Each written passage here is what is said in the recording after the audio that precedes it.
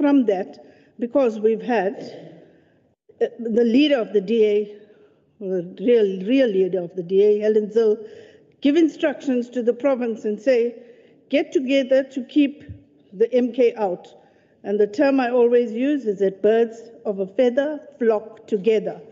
So what you do in getting together, a year ago we thought this was really terrible. And we're considering court cases, etc.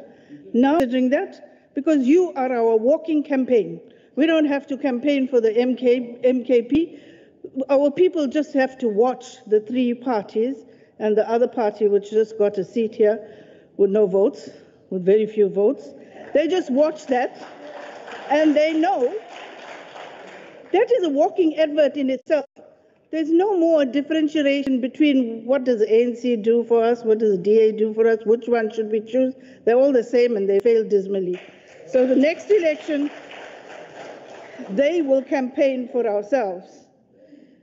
So Treasury is failing, beside the points that I've just spoken about, it's failing in other areas, allocating and using financial responsibility and public entities to reduce unauthorized, irregular, fruitless and wasteful spending, which could lead to better audit results. In the past, Treasury has helped some departments achieve good audit results, but this hasn't led to better services. These departments only manage 11% of the provincial budget. So where is the rest of the money going to?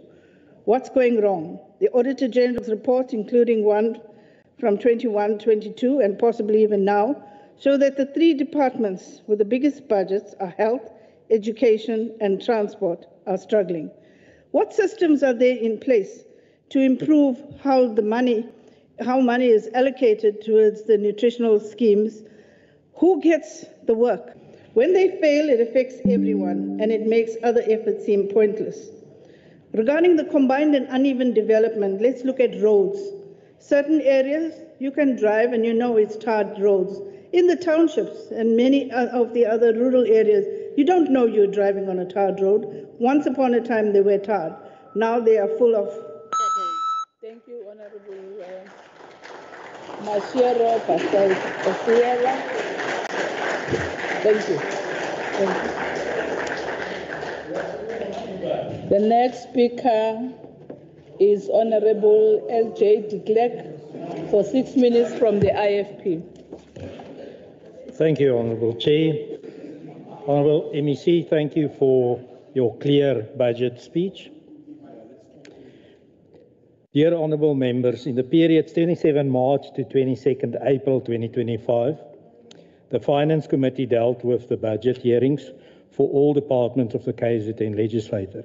It must be said firstly that the provincial equitable share increase over the MTF of 1.735 billion, 2.348 billion and 3.109 billion over the MTF. This means that there were increases of 555.3 million, 1.4 billion and 2.1 billion rands over the MTF. This is the first time that this was achieved of an equitable share increase in the past 10 years. And it is of great benefit to the province. And as I've said previously, that makes us winners. Last year, I brought a motion regarding the negative impact of unfunded mandates regarding wage agreements. During this debate, the opposition attacked my motion, thus essentially agreeing with the wage agreements as unfunded mandates imposed by a central government. During our month-long budget hearings, it became glaringly obvious that the two main contributors to the fiscal position of these policies. It was clear from our budget hearings that the opposition is of the view that the policy of current national government of fiscal consolidation and austerity is the wrong approach. This Keynesian approach is only applicable to large economies where the government can print money and inject stimulus packages into those economies. We do not have such a big economy and cannot apply these principles. We have good examples where this approach of printing money and then causing financial collapse by just looking what happened in Zimbabwe. The painful truth is that our economy is not growing, thus placing fiscal pressure on our province, notwithstanding the fact that KZN Treasury is one of the best in South Africa, if not the best. The province's ability to do anything regarding the economy is severely limited, as we do not have the federal system that allows powers to be divulged to the province. So standing here talking about national issues is useless, because what we do is we receive money from national and we only hand it out. To decide on economy is prudent with our tax money. It is unacceptable that, considering the fiscal reality, and departments carry on spending in a manner that brings forward fruitless, wasteful and irregular expenditure, or over or under expending their budgets. These budgets is not prepared by the legislator, nor by me, or any of the members, but by the departments themselves. They prioritize, reprioritize, manage their programs. If it is for us as legislators to hold them and their budgets, to their budgets, those members on the Finance Committee that keeps quiet and don't challenge the department to do better is failing in the duty as a legislator. And it doesn't help come to the plenary and then complain if you do not raise those issues in the committee itself. You cannot be a disruptor. You have to be a legislator. And then legislator means you have to deal with it at committee level so that you can influence those committee departments to do the right thing. So I was perplexed by the fact that there is this massive criticism, but no answers, and it's stated from the podium and debate that the whole issue is we are disruptors. I couldn't understand why this was raised. But what I have done is the following, is actually see who is the MK party. Are they Democrats? Do they believe in a constitutional democracy? And clearly they don't. They say that themselves by saying that they are disruptors and criticizing our constitution. Then we'll have to look at the MK party itself and its constitution. In their section 72H of their constitution, it gives a ultimate power to the president to deal with decisions. Clearly not a democracy. And that explains everything. De Klerk, your time is up. I call the next speaker for 4 minutes, Honorable MC Fraser from the ANC. Madlaba. Thank you, Honorable Chairperson, members of this House, officials from the department, ladies and gentlemen. I rise on behalf of the African National Congress with a deep sense of responsibility and understanding of the tough economic terrain our country and the province are navigating from. From our very own economic growth, extremely high levels of unemployment and cost of living, and the lingering aftershocks of the COVID-19 pandemic, which the effects of these pressures are deeply felt by our communities, particularly the poor and the working class. These realities have placed our public finances under immense strain. Fiscal constraints are real and the margin for error is small. Every rand must now stretch further, reach deeper and save more. It is precisely in such challenging times that the role of the Department of Finance becomes even more critical.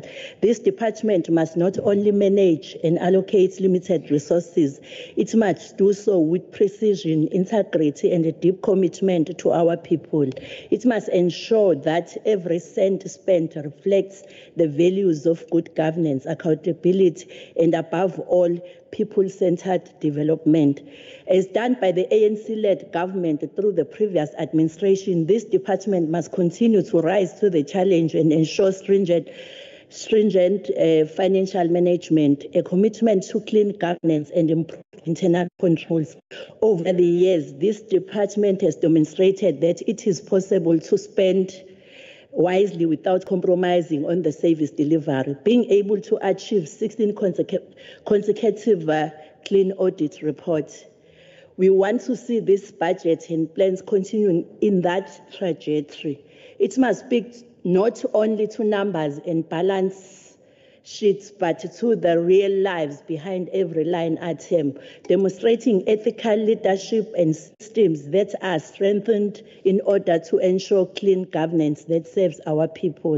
The previous administration, led by the African National Congress, have been able to strategically position this department to be able to deepen financial discipline across all departments, reduce irregularities, financial discipline across all departments, and manage wasteful expenditure, and build a public finance system that reflects the best of our democratic ideals.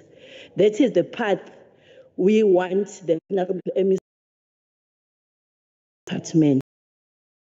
We support this budget to and to ensuring that the developmental agenda of the state is not derailed but inefficient or mismanaged. Let us move forward with a clear purpose to build a capable, ethical, and developmental state, even in the face of adversity. As I close, I will reiterate the words of the late Minister of Finance, Minister Tito Mboweni, who on his maiden budget speech said, I quote, "It will not be easy. There are no quick fixes, but our nation is ready for renewal. We are ready to plant the seeds of our future." These words, unquote, these words resonate well with the conditions to which our province is facing at this point in time, financially because of the economy in our country. MEC, with strong foundation laid by your predecessors from the African National Congress, our province will prosper. Thank you very much. The next speaker, TJ Prataseth from DA. I've left. You may start. Thank you, Honourable Chairperson, Honourable MECs that are present, Honourable Members. Let me just start by responding to Honourable Balciela on her comments relating to the DA. I just want to comment there that it's certainly not Helen Ziller that tells us to block MK. It's a regard for history and the Zuma years, and the fact that so many people in your party have been named in the Zondo Commission, disgraced judges, disbarred attorneys. That's what gives us pause and makes us think that perhaps we should try and block you with every sinew in our being. Anyway, now that I've put that straight, in preparation for this debate, I reflected on an excellent book I read many years ago. The book, Choice, Not Fate, which I commend to you all, was authored by none other than former Finance Minister Trevor Manuel. Trevor Manuel became South Africa's first black finance minister in 1996, at a time when the economy threatened to spiral into a debt trap. It took a full 5 years before Manuel could present his first good news budget in Parliament. He described that budget as a tale of irrevocable and powerful transformation, a determination and hope of choice, not fate. When President Mandela appointed him as Minister of Finance in 1996, some business leaders scoffed at his lack of qualifications and experience. When he drove through a tough macroeconomic plan in post-apartheid South Africa, some of his own constituency turned against him. Obstinate and patient, he saw out the worst until the economy began to turn. Under his stewardship, South Africa entered its longest period of growth ever. By 2007, he was the world's longest-serving Minister of Finance. And across the world, he was the most respected African finance minister. Now, While the full story is yet to be told, I see similar qualities in our MEC of Finance. He is a person who steadfastly puts principle before politics and is committed to ethical, good governance in pursuing a developmental state. And, as I'm sure many of his Executive Council colleagues will tell you, he is obstinate and not very patient. So why is this exercise of flattery necessary? It is certainly not to charm the MEC. I have no reason to do that. It is to highlight, members, March 2025, and this showed that Provincial Treasury had suspended over 20 million rand from the 2024 to 2025 year into the 2025-2026 year. Part of the suspended funds are going to be used for a turnaround strategy at Treasury and for the new e-procurement system, which in the long run will save money, thus contributing to the building of a capable and ethical state. One of the most critical challenges in government is that most money disappears in the supply chain system, and there are no tight regulations. And this was announced by the MEC today. No longer assessing it, but actually adopting it. And accordingly, the 12 million rand that was saved simply by the MEC's, by Treasury, is going to be used to cover. The system will also block departments that procure services without funds to pay service providers. The system will therefore bring fiscal discipline to non-compliant departments. Very importantly and critical, the system will limit manual intervention. The system will have an audit trail mechanism whereby if an official manually overrides the system to benefit a friend or otherwise, the trail will be left and they will have to be account to taking that action. Both internal and external auditors will be able to have access to the system and examine that audit trail. This system also has a module around contract management, which will assist in curbing irregular expenditure, greatly enhance the oversight functionality of this legislature. Honourable members, the developments above are a mere glimpse of the work that Treasury is doing, and I'm sure all members of the House that are committed to clean governance will welcome them. Those that see them as a threat to their traditional fundraising activities would be best advised to get out of the way. We are coming through and we will not be stopped. Siyabongela. Thank you. The next speaker is for 8 minutes is Honorable C.T. Kani from MKP.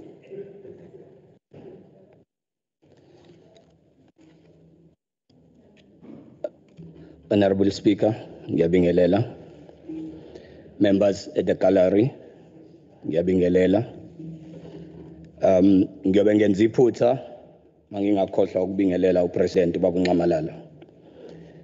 Ngibingelele honorable members of MK abazabalazi beqiniso abangakhohliwe ukuthi kumele bakhulule umuntu omnyama. Ngibingelele iGPU.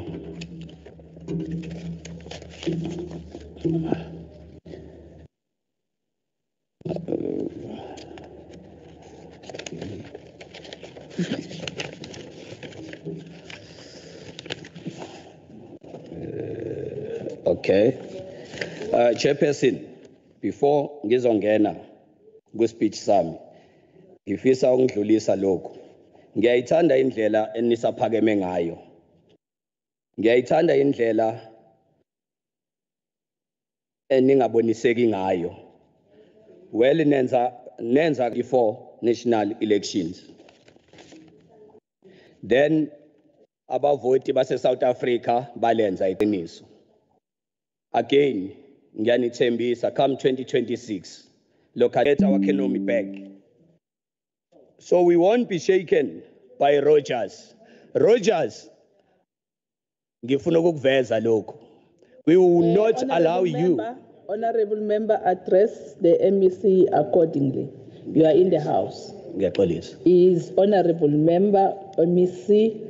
You don't call him by his name. Thank you. Madam Speaker. Honorable Rogers, we won't be shaken by you. And we won't allow you to come here and undermine a black child for going to school. I want to make sure, put you in your place today. It must be clear.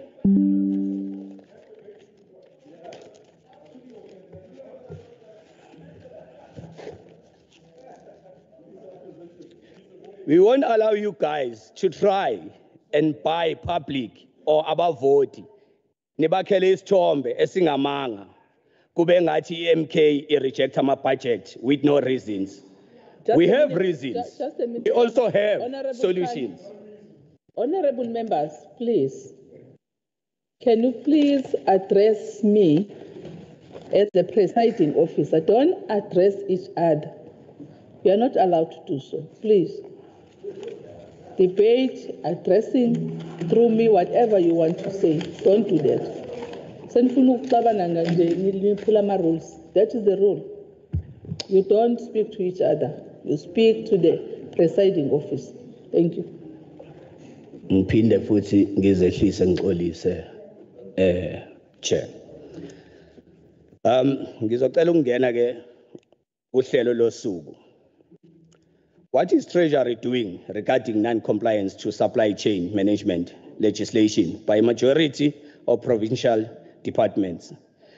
Non-compliance can only lead to irregular expenditure, where, as we all know, consequence management is non-existent. The use of expired contracts and panel contracts are still the order of the day in various departments. This is often linked to corruption. It is not enough to be told about it. We demand action and we demand synthesis reports on those departments and agencies that are involved. As a coordinating department, Treasury is expected to do more in terms of ensuring that ngoba ngeke zeluswe inhloko zeminyango nezimenenja zikamasipala nazo ezijika zidle emgodleni. Ningagcini nje kuphela ngokukromelisa omasipala abenze kahle, but you must also penalize laba abangenzi kahle unyaka nonyaka. Kuthiwa komasipala abawu-54 kuthi abawu-13 kuphela abenze izinto ngendlela. Kusho ukuthini ku-Treasury uma kuthiwa, in fact, this is irrelevant. Treasury needs to tell us why the poor must suffer just because someone in your municipality is failing to manage grant funding properly. Why do we allow the poor and helpless voter to suffer just because your mayors are involved in shenanigans? Siyazi vele ukuthi lezi mali ze-grant zihlahlelwa izimeya namaqembu ezepolitiki la asasekomasipala, la esizowakhipha ngonyaka ozayo. Bese ukuthi abasebenzi baqinisekise ukuthi amantshontsho ayafika emzini wezinduna. Abantu besuke belindele ngaleso sikhathi. Yize sazi ukuthi bagcina ngephunga lomswani ukuthi kwake kwaba nesihlabelo sasiqondene nabo. Waze wakuthi umkhondo wesizwe mhla safika sizozenzela. Umkhonto 41 million, accounting for 34% of the total budget of Vote 6. I want to say, Honorable Speaker, the people of KwaZulu-Natal are not hungry for compliance reports. They are hungry for jobs, water, housing, and dignity. And this budget hides its surplus in offices and files while the township burn with neglect. The EFF proposes that while financial governance is critical, these outsized allocations suggest a bureaucratic entrenchment of compliance mechanisms rather than active developmental interventions. Not just compliance should be the goal. The budget should prioritize value for money, auditing, performance-based evaluations, and forensic investigations into maladministration across the departments. We are proposing that let's reallocate a portion of these funds to Program 5, where capacity gaps in rural municipalities are directly affecting service delivery. Under Program 2, only 53,270,000, which is less than 8% of the total budget. We are proposing as the EFF that it reflects a fundamental misalignment with the core goal of equitable budgeting, planning, economic decentralization, and macro-financial coordination. In a pledged province, which is masked by spatial inequality and decaying infrastructure, this program should be the engine room of economic recovery and equitable provincial resource allocation. On program 5, which is too little, budgeting at 74 million, despite persistent audit disclaimer at local level. KwaZulu-Natal municipalities remain a cold face of financial mismanagement and escalating accruals and stagnant service delivery. This allocation is not only insufficient for audit recovery and debt management, but fails to address the need for conditional grants utilization, M-score implementation, and own revenue enhancement strategies. 13 out of 54 municipalities comply with the law. The rest are not complying, meaning 90% of local government budget was said to be spent on unauthorized, irregular, fruitless, and wasteful expenditure as recorded across local government in 2023. The AGSA Auditor General required targeted financial interventions, not just passive. Hello, am I still audible? Not just passive support. Umzinyati and Umzumbe, there's some strange sound affecting me on my side here. What's happening here? Am I still audible? Yes, you are, Honorable Twala, you are audible. Umzinyati and Umzumbe were in the adverse category, while Endumeni is in the disclaimer zone. We are on program 1, which is the administration, 228 million, constituting 32% of the budget. The EFF says this reflects an institutional bias towards internal consumption. Thank you. Your time is up, Honorable Twala. We'll call the next speaker. It was supposed to be Honorable MEC CMG Shinga. She apologized. And the next speaker is Honorable CQ Madlopa for 4 minutes from the ANC. Mamzimelo.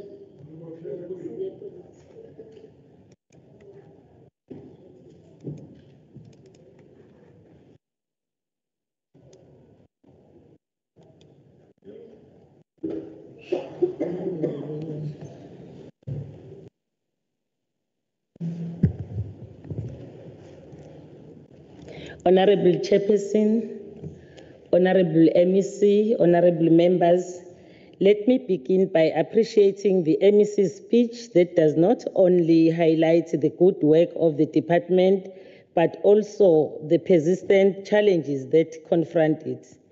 This undoubtedly serves as a foundation for corrective action and sustainable progress. As the ANC, we are supporting this budget in memory of Comrade Krisani, who was brutally and cowardly assassinated during this month of April. We do so inspired by his fearless activism and visionary ideals that believe deeply in the power of government to change the lives of the people for the better. It is those ideals that shape the ANC's commitment to building a developmental state anchored in the principle that local government is the front line of transformation. In his State of the Nation address on the 6th of February 2025, President Cyril Ramaphosa reaffirmed this as he emphasized that open and close quotes, a capable state should start where people live and work. That is why we support the budget allocation of 710.9 million and its plans, which include an increased allocation to Programme 5 that seeks specifically to improve our municipal finances by mainly assisting distressed municipalities through a structured financial recovery. This is squarely in line with the policy document of the ANC, whether you speak of Ready to Govern or our strategy and tactic document. The ANC is consistent in understanding that municipalities must be capacitated to be developmental in nature, to meet basic needs, stimulate local economies, and lead integrated development.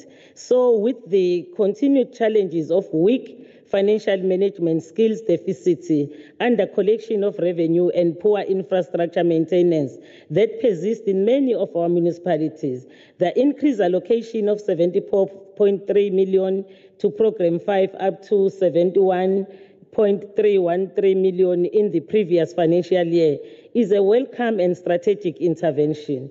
This allocation will go a long way in addressing some of these systemic challenges by strengthening municipal capacity, improving financial governance, and enabling the kind of targeted support that ensures our municipality are better equipped to deliver quality services to our people. The ANC thus supports this budget, not just for the sake of doing so, but we do so in the interest of development, in the spirit of Batupili, and in pursuit of our revolutionary mandate to transform the lives of our people. We do so with a clear understanding that stringent oversight and accountability must accompany every rand spent. A public representative, we have a duty to ensure that this department delivers on its core mandate to promote sound economic management, ensure fiscal discipline, and support municipalities in becoming financially sustainable and developmentally focused. As the African National Congress, we ensure that there is an enhanced monitoring mechanism, measurable outcomes, and timely interventions where underperformance is identified. But before I conclude my debate, it is important to clarify that the fact that unauthorized expenditure of over 1 billion in 2024-25, which came as a result of implementation of unfunded, was as a result of unfunded mandate. Thank you, Honorable Chair, thank you very much. We support the budget. Thank you. We are now moving on to the next speaker on the debate of Ward 6 for 8 minutes, Honorable SP Seme from MKP. Okay. Thank you. Thank you so much, Honorable Moloi. Honorable Chair. Honorable Chair, before I start with my debate, the MEC's mockery of my MBA qualification, it is a very shameful attempt to distract from your failures to address the KZN fiscal crisis. My qualification equipped me to analyze budgets and hold this government accountable for the 59.5 billion municipal debt and the mere 1.7 allocation to rural development. So while the MEC plays games, flood victims remain intense, and the rural KZN is neglected. I urge you, Honorable MEC, through you, Honorable Moloi, to focus on delivering for the 12.4 million people, not undermining women in this House. The MK Party will continue fighting for transparency and a budget that serves all, not just the urban elites. Honorable Brotherset, the mockery of Jacob Zuma and the Zondo Commission is a disgraceful attempt to trivialize South Africa's fight against corruption. The commission, started by your very own DA leader, Musmaiman, or whatever you call him, exposed state capture that costed our nation billions, implicating Zuma and others in Eskom's looting. Honorable Seme, I'm not going to protect you. because we are provoking them, and now they are drowning you. I must protect you from them. Please address it through me. Thank you. Through you, Chair. I'm sorry, Honourable. So unlike you, Honourable Brotherson, coming here on this podium and throwing cheap shots, let me focus on the reason why I'm here. So with that being said, Honourable Chair, today we debate a budget that should breathe hope into our communities, but instead it is full of broken promises and political posturing. This document is not a roadmap to progress. It's a magician's trick full of flair, but empty of substance. So let me start with numbers, Honourable Chair. Chair, can you protect me against the MEC? Chair, I cannot speak. He's speaking. Honourable Rogers is busy telling me what to say. I don't know if he wants the podium to himself. Honourable Seme, honourable members, please, can we allow each other to debate? I've asked you, Honourable Seme, don't provoke them, because they will drown you and you won't be able to proceed with your debate. Address them and address issues through me so that you will be able to continue with the speaking. Ignore people who are showing gestures and faces and so forth. Stick to your debate. But he's please. Talking. Honourable Chair. Let me start with numbers, Honourable Fraser. The GPU claims to have increased spending by 4.3%. Fancy on paper, but in practice, where does this money go? Certainly not to fix our crumbling roads.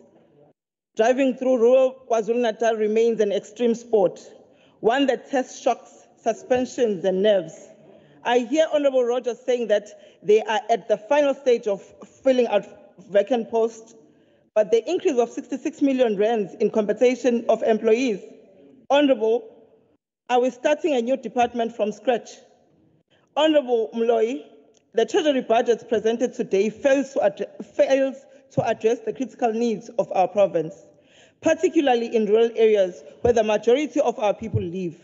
With only 1.7 allocation to agriculture and rural development, how can you expect to uplift our rural communities?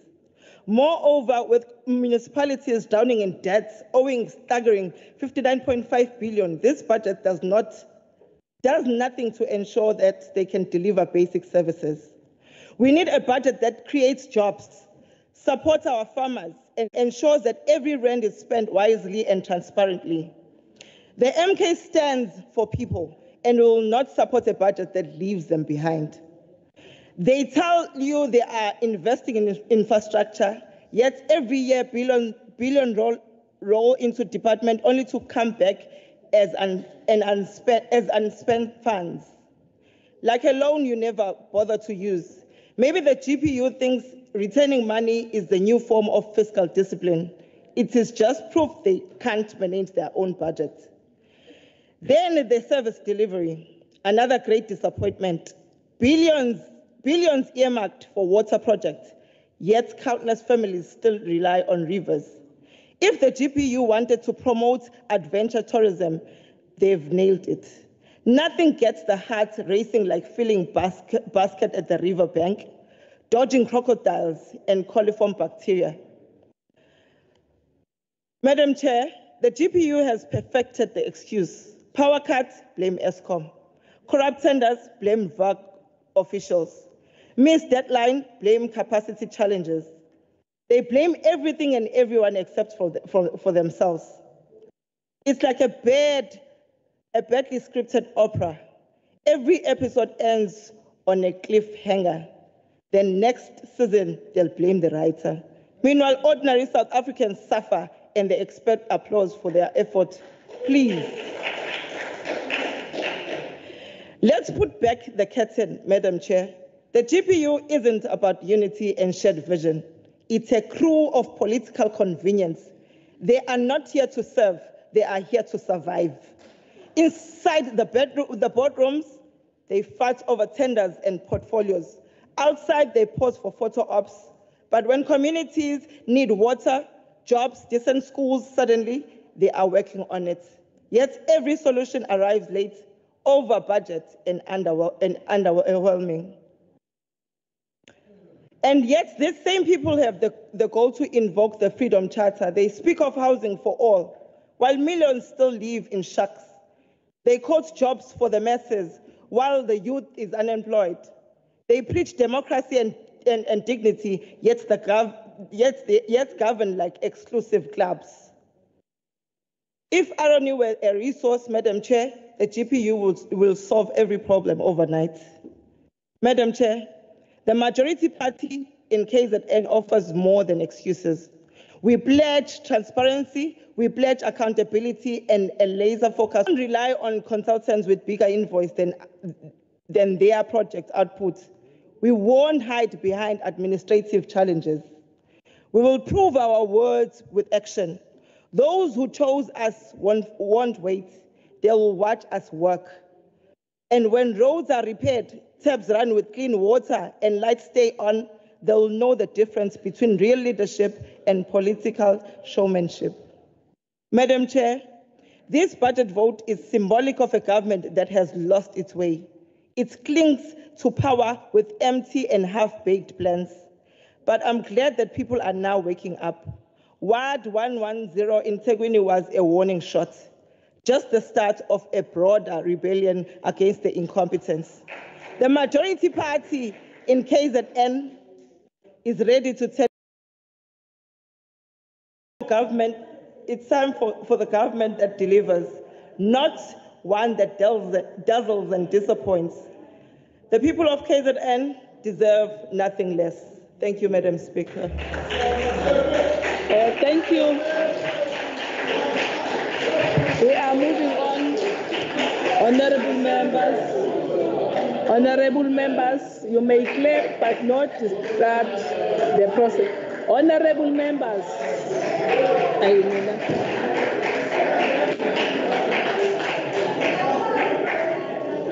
Honorable members, we have not come to the end of our debate. Sit down, honorable members.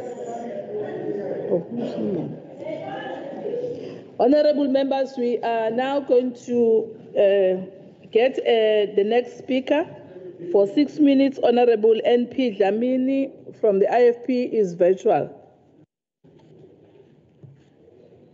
Thank you, Honorable Chairperson, and greetings to yourself and honorable members. The Department of the Finance presents a sober and focused budget for 2025-2026. It is not overly ambitious, and perhaps it cannot afford to be as... Honorable Dlamini, you must adhere to the rules. If you speak on virtual, you have to first show your face so that we see that it's you who's speaking. Oh, so sorry, Honorable Chairperson. Thank you. Of my video. Thank you. As I was saying, the Department of Finance presents a sober and focused budget for 2025-2026. It is not overly ambitious, and perhaps it cannot afford to be, as the numbers shows, a department working with a few resources, trying to meet growing demands. As the IFP, we appreciate the department's honesty in laying out its challenges, particularly the implications of reduced national allocations and the pressure to stretch current baselines. Therefore, we approach this debate carefully and fully aware of the broader national context. Our economy continues to recover slowly, and the effects of the prolonged economic stagnation, shrinking revenue bases, and growing public demand are all felt in these provincial budgets. There are no new funds on offer. However, somehow the Department of Finance is expected to do more to support department monitoring financial health, root out corruption, and modernize system. Ngikusho lokhu ngoba siyazwelana nawe MEC, and we note and appreciate the fact that despite the absence of new allocations, the department has adopted discipline and purposeful approach. In this budget, we can clearly see the efforts to align department output with the broader objective. On the 7th administration on two key national priorities, which includes building and capable, ethical and developmental states, and ensuring inclusive economic growth and job creation in welcome and appropriate.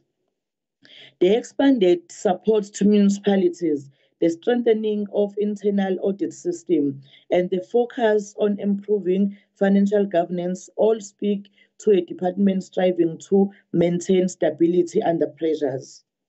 However, certain gaps remain, and partners in governance, we flag them with respect and the intention of improvement. For instance, Program 3, financial governments remain underfunded in critical areas. The SCM transformation unit, which is crucial for addressing irregular expenditure, still faces a 2.9 million shortfall.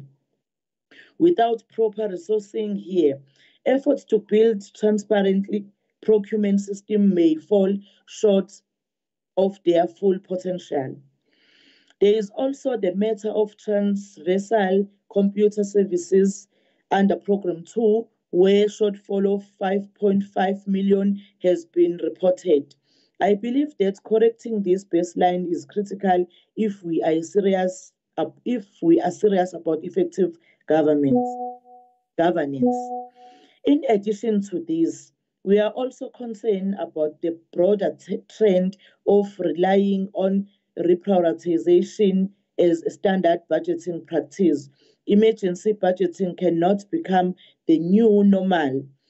If all departments are expected to constantly trim around the edges to stay afloat, eventually core services will be compromised.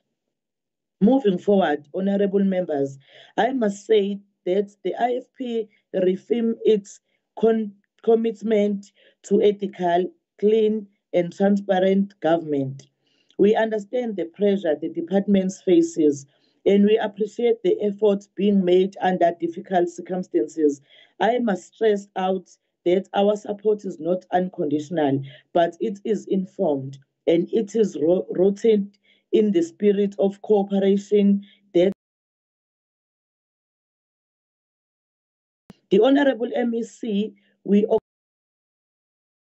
to the officials, we commend your professionalism, and to our colleagues across the benches, let us remember that budget votes are a reflection of our priorities, our values, and ultimately our promises to the people of KwaZulu-Natal.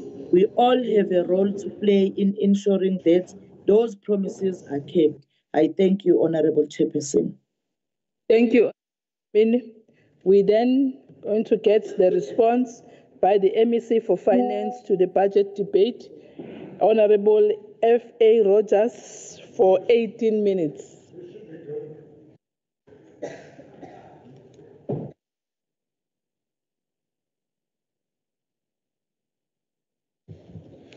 Thank you very much, Madam House Chair, and thank you to all the members that participated in the debate. Madam Chair, you know, when I took this job on as MEC, it didn't say that I have to educate people on finance in the legislature, because I'm not going to refer to anybody's qualifications. Clearly, it's a sensitive issue, but then you must never stand at this platform and tell us what your qualifications are, or tell the commander that stood here saying what your qualifications are. Tell them to avoid that. Because when you come to a debate of this nature and you haven't done your homework, then you are going to get taken out at the knees. Today, we are debating Vote 6, Treasury. We are not talking about potholes. I do not fill potholes. It is not my responsibility.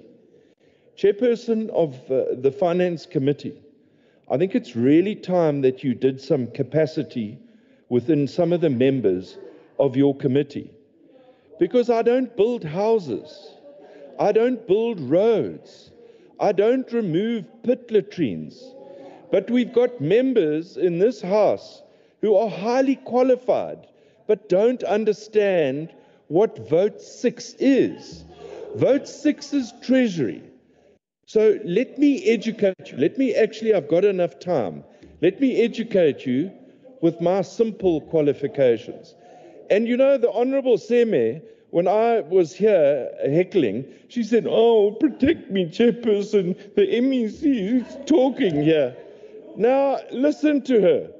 But I'm not going to ask for the Chairperson's protection, because Honourable Seme needs to put her big pants on, and not the jeans that she's wearing today. I think we need to check on the dress code of the legislature. So, like you didn't talk about Vote 6, I'm going to talk about things other than Treasury. But you can howl as much as you like. Honourable Seme, you need help. You need education.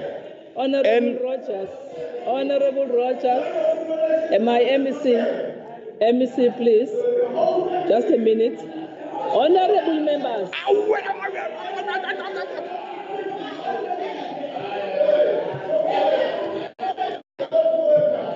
Go to hell. Honourable members. Honourable members. Honourable Kunene. Honourable Seme. Honourables. If you continue in the manner that you are doing, and shouting and standing up, I'm not going to allow you to continue in that manner. I think you must read the rules of order for the meeting. You are not supposed to drown the speaker. Even if you speak something that you don't like, obey the rules. Be orderly in doing so. Protection goes both sides. If you want to be protected, you must behave, so that when I protect you from another member, I should be doing justice in doing so. Please. As long as you want to be part of the meeting, please don't drown the speaker. Allow Honourable Rogers to respond. You have debated. He has listened to you. He is now responding. Honourable Rogers, MEC, you may take the podium and then respond. Thank you. Thank you so much, Madam House Chair. You know, it was interesting also to listen to Honourable Kanye, who said that he will not be intimidated, and that as members of the MK, they will not be intimidated. Well, let me tell you, you will not intimidate me either. I'm here for a job, and I will get the job done, whether you like what I say or don't. But that is your job. As opposition, you're supposed to come here, you're supposed to say, MEC, Honourable Twala actually did that. Honourable Twala made the greatest. He said that some of the votes are underfunded and some are overfunded. That's the sort of engagement I need to have. And he spoke about Vote 6, not about guest houses and potholes and tarring roads. I mean, honestly, Honourable Basiela, you also need to understand we're dealing with Vote 6. If you've got a problem with a pothole, then you need to go to... If you've got a problem with a road, then you need to go to the roads department. Now, you talk about the AG's report in education and health, but then you must also listen to what I said yesterday about the process of budgeting, review how we fund frontline departments. So if you're going to engage me with common sense and back it up with facts. Don't just come here and talk about zeal. No one cares about zeal. You know, honestly, it's just, and I would think as a businesswoman, you would understand the dynamics of finance. Just as a matter of interest, I can take you to towns where the sewer, in fact, this very city where the sewer is floating in areas not of people of color, but other communities. So be very careful when you come here and you talk about this budget is focused on white people. Where are the facts? Have you done homework? Or did you just decide, I'll come to the sitting and I'll just drive the race card, which is what you're so good at doing, you and the other commanders in this house. You continually peddle this racist rhetoric. Honorable Bayela, it was Honorable Bayela, is it Kanye? Don't tell me I had a privileged background. You know nothing about me. Absolutely nothing. If you want to have a cup of coffee and discuss what my upbringing was, I'll discuss it with you. But you come here with this myopic, racist agenda, it's going to get you nowhere. You're breaking the system, you're not building the system. You know, Honorable Bachela, you also talk about that we're failing in financial allocations. Where? What? How? Give me numbers. I work with numbers. Tell me where I'm failing. Tell me where I must take the money from and where I must put it. I said it yesterday and I'll say again. The money that we get is from conditional grant allocation, from National Treasury, it's from the equipment share and our own revenue. So if you feel you're not spending enough money in a certain area, please table your proposal. Don't come here and just grandstand. It doesn't help anyone. Honourable de Klerk, thank you for recognizing the unfunded mandates, which is something we can pride ourselves in, particularly when it comes to compensation of employees. It's burdened us in the past, and for the very first financial year, we have no unfunded mandate in COE. But you see, this is not always recognized by everyone. Honourable de Klerk, I also want to say that when we talk about austerity measures and we talk about cost cutting, our cost cutting is not directed at critical infrastructure projects or capital projects where it can create jobs. We are looking at austerity measures and cost cutting in areas where we don't need to spend so that we can take that money and use it in areas that will create jobs. Use it in rural communities. The money that I saved, 6 million out of my treasury, is going towards the funding of the procurement tool. Now today there were all sorts of allegations again made. Our treasury is not doing enough. I think it was Honourable Kanye, that we're not dealing with corruption. SCM remains a problem.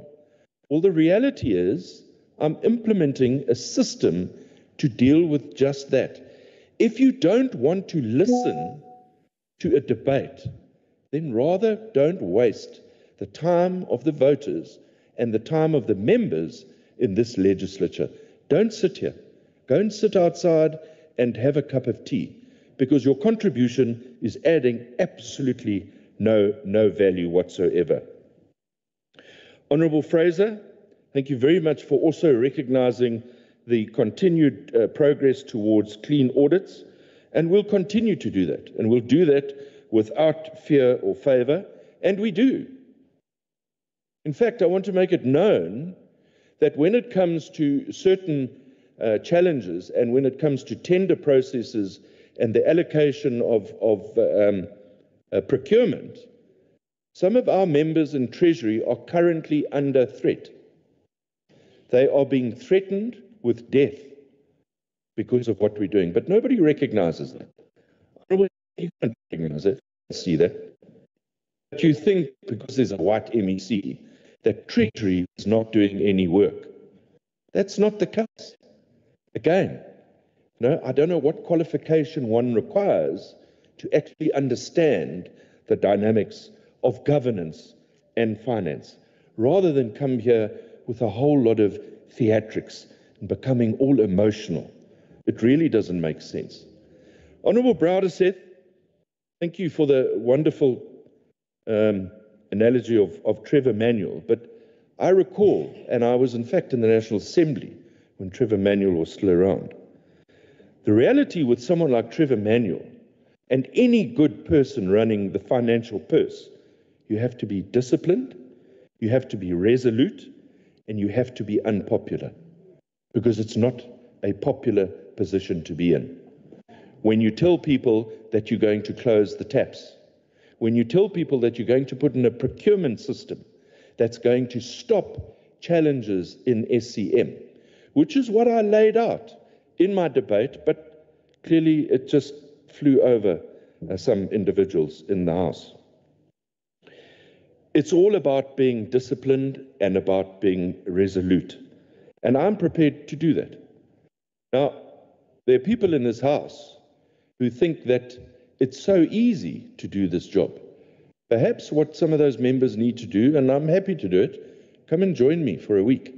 Come and do what I do, see what I do, and have a look.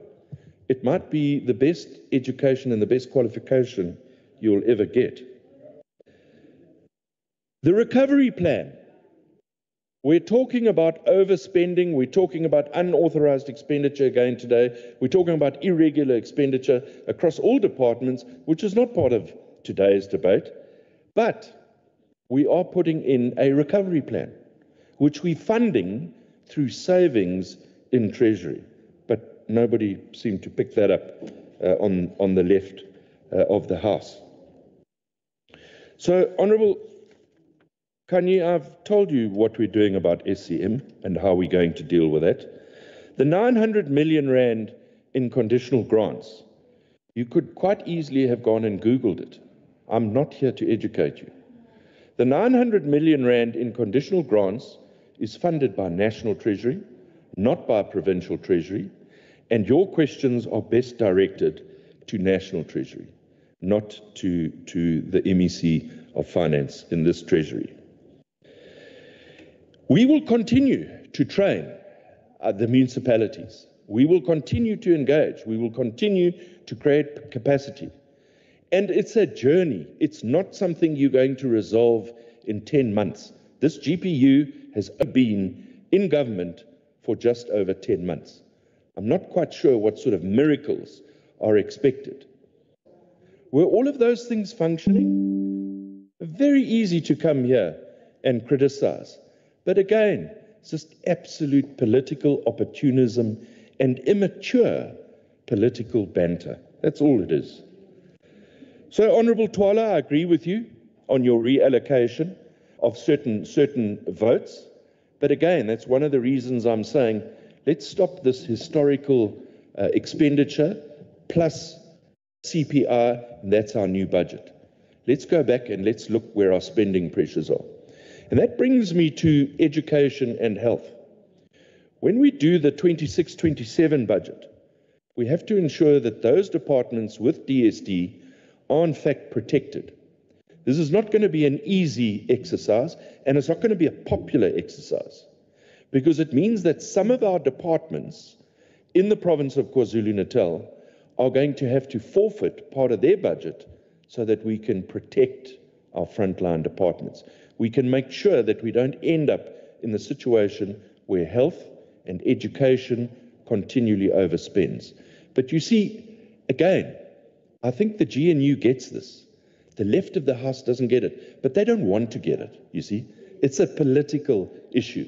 They don't want to understand it, which is why I've invited unions. I think I'm the first MEC in the history of the province of KwaZulu-Natal that's saying to Labour, come and join me. Let's sit down, let's look at the current situation, and let's collectively look at a solution. But again, the opposition won't see that, you see. It doesn't suit their narrative political agenda.